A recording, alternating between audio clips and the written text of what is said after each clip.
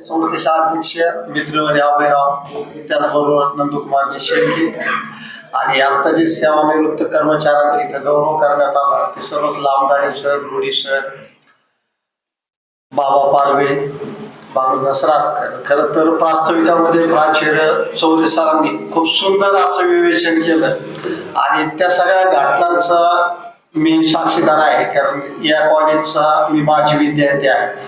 ज्या सेवानिवृत्त कर्मचाऱ्यांचा तुम्ही सत्काराच पाहत आहात त्यांच्या सोबत इथं शिक्षण घेण्याची संधी मला मिळाली आणि तेव्हा मला इतकं बरं वाटलं की सगळं खूप वर्षानंतर ह्याच कॉलेजमध्ये मी ज्यांना नेहमी पाहत होतो ते आज मला एकत्र व्यासपीठावर पाहायला भेटले तेव्हा मला खरंच खूप असा आनंद झाला. त्यातही लांबदाडे सरांनी आता जे काय अनुभवकथन केले, खरं तर हा स्वतंत्र बातमीचा विषय, पण या सगळ्या कर्मचाऱ्यांचा संबंध आला. अगदी बोर्डे असतील, बाबल सर असतील. बाबल सरांकडे गेलो का ते एकदम शांत माणूस, म्हणजे थोडक्यात एकदम संत महात्मा कसा असतो तशी ते पातेला असायचे.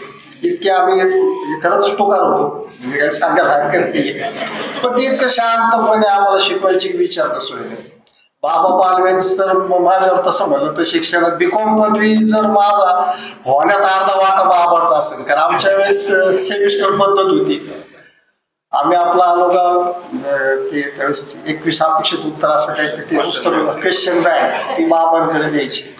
पेपरला आलो, कारण मी 12वी असताना शिक्षण करत होता आणि व्यवसाय पण टाकला होता. मग बाबा सांग, बाबा आहे 3 नंबरचा प्रश्न काय सुटत नाही रे काहीतरी बघ. मग ते जायचं ते पान फाडून आणायचे ते सांगून ही वस्तुस्थिती. मग म्हणलं माझं बिकॉम झालं त्याचा बाबाचा अर्धा वाटा आहे. त्यानंतर आता संजय रुडी जो आहे तो आणि मी क्लासमेट, आम्ही दोघे असं तुमच्या सारखेच अथवा असं बसून सगळे कार्यक्रम पाहत होतो.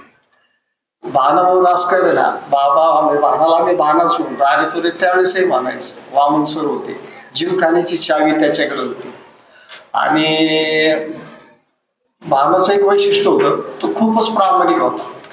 मग आम्ही कधीतरी भानाला भजे खायला घेऊन जायचं. तिथं निलम कॅन्टीन होती, तर चहा पाच. बाबा जिमची चावी दे ना आम्हाला, जिमखान्याची. रात्री टेबल टेनिस खेळायचं. ते म्हणतो हे जर कोणाला कळलं मी तुम्हाला चावी दिली तर माझी नोकरी जाईल, मी देणार नाही. हा नाही करत करत 2-3 महिने भानात तयार झाला. मग आम्ही आपलं रात्री यायचं, गपचूप उघडायची जिम आणि जिमखान्यातून रात्री मी, प्रवीण किवसरा, सुनील लांबदाडे, संजू मांढरे माझे त्यावेळेचे मित्र, आम्ही टेबल टेनिस खेळायचो रात्री 12-1 वाजेपर्यंत. त्यामुळे तब्येत पण खूप फिट राहायची.